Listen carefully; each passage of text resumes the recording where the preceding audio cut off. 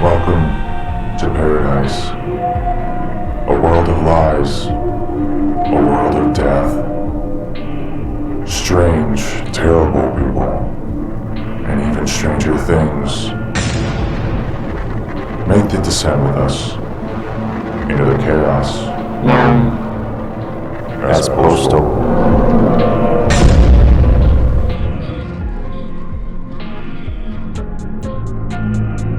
What would it take to go back?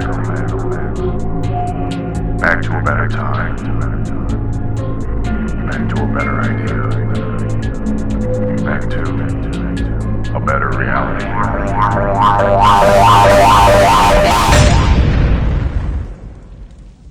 Postal 2, a beauty of a game from the glorious year of 2003, known for its gore-filled cartoon-like content and racist remarks, and slurs abound, this game is a gem even after 22 years. I mean, who doesn't love a good family fun shooter for all ages?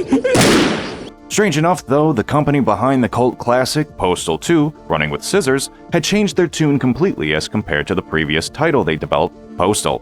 Postal, released in 1997, is a top-down isometric shooter stemmed in violence, rotting in despair, a game of nothing except violence. The game follows a postal dude, a man suffering a psychological breakdown who believes his town has been taken over by hostile forces, but the violence stems from his own delusions. The game's portrayal of violence sparked major controversy, even getting itself a lawsuit brought upon it by the USPS, caused by the 80s and 90s media sensationalization of the term going postal, to demonize workplace shootings the USPS fell victim to. Critics accused it of glorifying killing with mediocre reviews, and in a climate of increased concern over real-world shootings, developers could only defend it as a form of satire and free expression, something that still happens today. Despite negative press, Postal gained a cult following and became a symbol in debates over the boundaries of video game content. And with a new Postal VR title coming out, we wonder if there will be more controversies to come. I'm sure there will be, but good God, I wish I had a VR set to play this game. Please sponsor me. But crazy enough, it wasn't always like this. The company behind such games as Postal, Brain Damage, Postal 2, and Postal Royale used to make a completely different genre of video games. One's targeting children.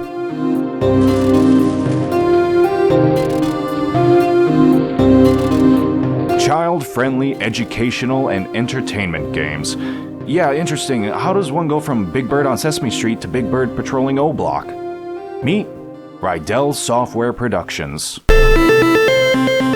Rydell Software Productions was founded in the 1980s by former Wall Street recruiter turned consultant to Atari, Vince Desi, and his business partner Michael Rydell, a dropout from Rochester IT and a recent hire at Atari, where Desi consulted. The goal was edutainment games, and with that goal in mind, the two were able to develop and publish a multitude of games. Desi was a business, and Rydell was a creative mind.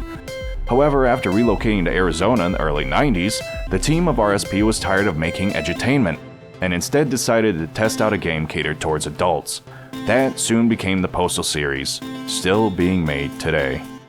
On March 13th, 1997, the decision was made, and Postal was developed, forever changing the landscape of violence in video games forever. Postal 2, though, is a little different. It has a different tone. You see, while Postal 1 focused on pure violence and rampage against the innocent, one can play the game completely peaceful. Even though we know that's unlikely to happen, but don't take it from me, the users and players love this game, getting overwhelmingly positive reviews from Steam users, giving this nearly a perfect score. Critics, of course, were quick to dismiss the game, claiming that its revolting nature, mature content, and violence against everyone should be avoided, generally given a mediocre rating. Should we trust it? No. Why so? Well, because they don't know how to have fun. And that is the point of this game. I can't speak for others, but this game is meant to be dumb, mindless violence. And racist. And homophobic and every other name in the book. But hell, if I can decapitate a terrorist and a priest in the same game, Sign me the fuck up. Of course, the game hasn't aged well, though. It was never meant to be some profound piece of art when it was first conscripted. But alas, upon release of the game, 13 nations opted to ban it from sales. Though this was bypassed as Desi worked around the ban with online distribution and sales.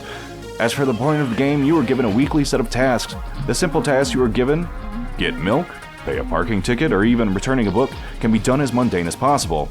Or you can go full psychotic rampage. The choices in essence are limitless.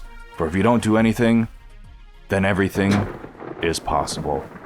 So let's start your week off right.